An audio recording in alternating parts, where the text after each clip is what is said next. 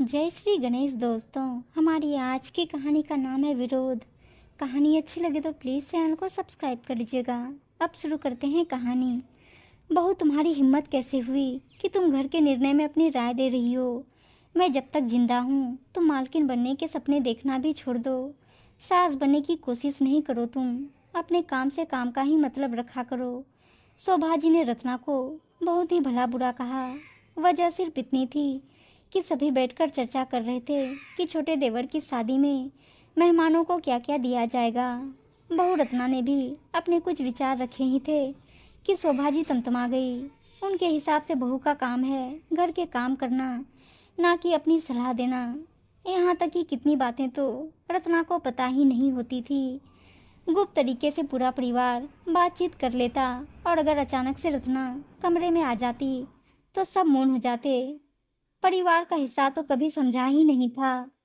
बहुत तकलीफ होती रत्ना को कि शादी के 5 साल हो गए फिर भी सभी ने अपनाया नहीं था। परिवार तो अपना था पर परिवार के सदस्य हमेशा पराये ही लगे थे। यहाँ तक कि पति राजेश भी सभी की जुबानी बुला करता था। न जाने किस गीता पर हाथ रखकर सभी ने सौगंध खाई थी कि अपने गैंग में किसी को भी शामिल नहीं होने देंगे। खैर ये तो मजाक की बात थी, पर सही ये था कि उनकी बातें उन तक ही रहती थी।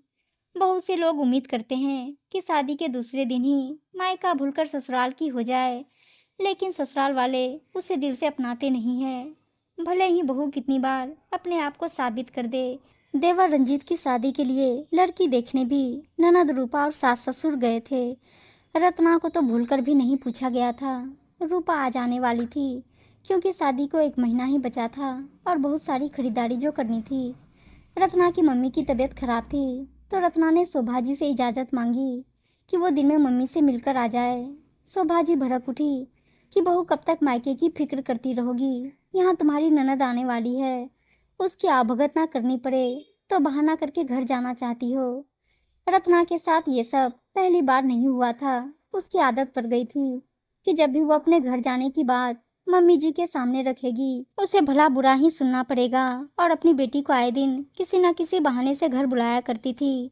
रूपा आते ही बिस्तर पर पसर गई और खाने की बड़ी सी लिस्ट तैयार थी सुबह से शाम तक की। शोभा जी तो बस बेटी के चारों तरफ घुमा करती। दोनों ने खाना खाया और आराम करके निकलने लगी खरीदारी के लिए तो रत्ना ने कहा कि मम्मी जी, जिधर आप बाजार जाएंगी उधर मम्मी का भी घर है, मुझे थोड़ी देर के लिए छोड़ दीजिएगा और जब आपकी खरीदारी हो जाए तो मैं भी साथ में आ जाऊंगी। बहू, तुम्हें सुबह ही समझाया था, फिर भी एक ही बात को बार बार क्यों दोहराती रहती हो? तुम बाद में चली जाना, अभी टोका टकी नहीं करो, शुभ काम के लिए जा रहे हैं। रत्ना का मन बेचैन था क्योंकि मम्मी घर में अकेली थी। उन्होंने डॉक्टर को दिखाया कि नहीं, पता नहीं कुछ खाई भी कि नहीं। रमेश जी जो रत्ना के ससुर जी थे वो भी रत्ना के साथ हो रहे व्यवहार से खुश नहीं थे, लेकिन शोभा जी की घर में इतनी चलती थी कि कोई अपनी राय देने के बारे में सोच भी नहीं सकता था। घर की मालकिन जो थी उनके बिना घर का पत्ता भी नहीं हिलता था। सबके चले जाने के बाद रमेश जी ने रत्ना को बुलाया। रत्ना बेटी, तुम जल्दी से तैयार हो जाओ और समधन जी से मिलकर आ जाओ। और हाँ बेटा, माँ बेटी के आने से पहले आ जाना। धन्यवाद आपका बाबूजी, मैं जल्दी से घर के काम समेट कर जाती हूँ, वरना आकर घर फैला रहेगा तो माँ जी नाराज हो जाएंगी। कहने को मायका पास में ही था, लेकिन जल्दी ना तो रुकने मिलता था रत्ना को, ना ज़्यादा जाने की इजाज़त थी। रत्ना ने सब कुछ निपटाया। तब तक रमेश जी ने गाड़ी बुला दिया और बोला कि इसको ही रोक कर रखना और बेटा समय पर आ जाना, वरना हम दोनों ही फंस जाएंगे और मैं भविष्य में तुम्हारी मदद नहीं कर पाऊंगा। रत्ना घर पहुंची और मम्मी का हालचाल लिया और फटाफट शाम का खाना बनाई। दवाइयाँ सब है ना मम्मी, आप समय समय पर चेकअप करवाती रहा करिए, अभी आराम करिए। मैं गीत जो छोटी बहन थी उसको बोलती हूँ कि आपके साथ आकर 2-4 दिन रहे। रत्ना को अच्छा नहीं लग रहा था कि मम्मी की तबीयत ठीक नहीं है और वो उनके लिए कुछ भी नहीं कर पा रही है।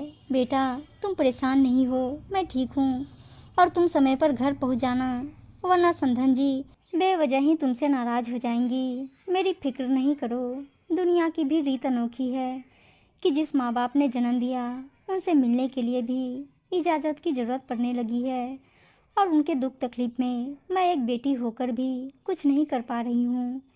समय से पहले घर पहुंचकर कपड़े बदलने के बाद रसोई घर में लग गई थी रत्ना। पहले तो चाय बिस्कुट दिया बाबूजी को और खुद भी बैठकर शांति से चाय पी और सोचने लगी कि बाबूजी की वजह से मम्मी को मिल पाई। अब थोड़ा संतोष हुआ जाकर। चलो ठीक ही है, गीत आ जाएगी रात तक। शोभा जी और रूपा भी खरीदारी करके वापस आ गए थे और सीधे माँ जी के कमरे में सारा सामान रख दिया था। बाबूजी को कहते सुना था कि रत्ना के लिए भी एक दो अच्छी साड़ी ले आती। माँ जी भड़क गई थी कि अभी तो राखी पर मायके से साड़ी मिली थी, पहन लेगी, आपसे तो फालतू खर्चे करवा लो बस। रत्ना के दिल में बहुत तकलीफ हुई थी कि वो भी तो बड़ी भाभी है और अपने देवर की शादी में पहनने के लिए एक भी नई साड़ी नहीं लिया। माँ जी ने पतिदेव से अगर कुछ कहती तो उल्टा चार बात और सुना देंगे कि तुम्हारी शादी है क्या जो इतना सजना संवरना है और इतने खर्चे हैं सिर पर, काम चला लो, जो भी है तुम्हारे पास सब नई दुल्हन को देखेंगे, तुमको नहीं। वक्त अपनी रफ्तार से बढ़ रहा था, शादी का दिन भी आ गया था। रत्ना को सांस लेने की फुर्सत नहीं थी क्योंकि बड़ी बहू जो थी और देवर के शादी की पूरी जिम्मेदारी उसकी ही थी। सही मायने में एक मुफ्त की नौकरानी थी जिस पर बहू का टेग लगा था। बारात जाने को तैयार थी और रत्ना सभी की तैयारी में इधर उधर भाग रही थी। किसी को फिक्र नहीं थी कि वो भी तो बारात जाएगी, उसके भी तो कुछ अरमान होंगे देवर की शादी के। हर कोई अपनी छोटी सी चीज के लिए भी रत्ना को आवाज लगाता और रत्ना चक्कर घिन्नी की तरह भाग रही थी। तभी रंजीत ने कहा, भाभी सारा काम छोड़कर पहले तैयार हो जाइए, बारात निकलने का वक्त हो रहा है। हाँ भैया, बस माँ जी की साड़ी ठीक कर दूँ और तैयार हो जाती हूँ। दूल्हे के साथ गाड़ी में ननद जी बैठी थी और सासू माँ। रत्ना और राजेश अलग कार में बैठकर जनवासा के लिए रवाना हो गए थे। बारात में सभी नाच रहे थे तो दूर के चचेरे देवर ने रत्ना को भी खींच लिया डांस के लिए। तभी शोभा जी से उसकी निगाह मिली तो वो उसे घूर रही थी। रत्ना ने चुपचाप वहाँ से निकलना ही बेहतर समझा। शादी ब्याह संपन्न हो गया था। छोटी बहू गुंजन का खूब अच्छी तरह से स्वागत हुआ था। गुंजन थोड़ी चंचल और बातूनी सी थी। उसने घर में घुसते ही सब कुछ समझ लिया था कि जेठानी जी बहुत ही दबी संभली सी रहती हैं। कुछ दिन बाद तो गुंजन ने घर के माहौल को भांप लिया था कि सासू माँ की ही चलती है और उनके आगे कोई भी मुंह नहीं खोल सकता है। और बेचारी जेठानी जी के साथ तो कुछ ज़्यादा ही गलत हो रहा है। गुंजन शोभा जी की गलत बातों का विरोध करने लगी थी और उन्हें टोक भी देती थी।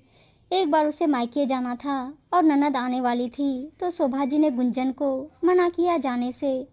गुंजन ने पलटकर जवाब दिया कि मम्मी जी, दीदी अपने मायके कभी भी आती जाती हैं तो हम लोग क्यों नहीं जाएंगे।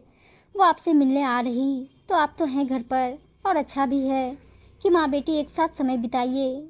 शोभा जी को बिल्कुल उम्मीद नहीं थी कि अब बाजी पलट रही थी। रत्ना ने तो कभी कुछ कहा ही नहीं।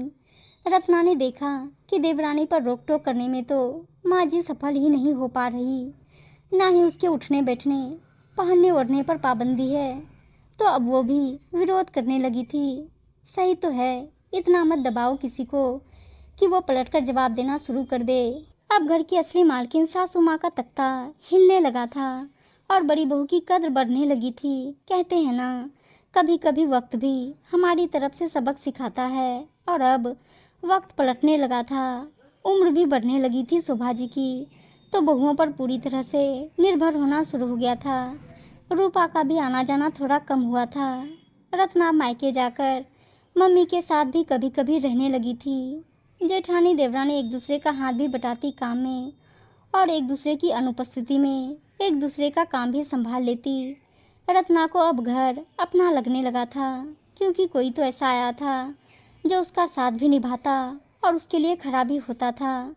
शोभा जी चाहकर भी कुछ नहीं कर पाती थी, बस कुर्ती रहती थी अंदर ही अंदर।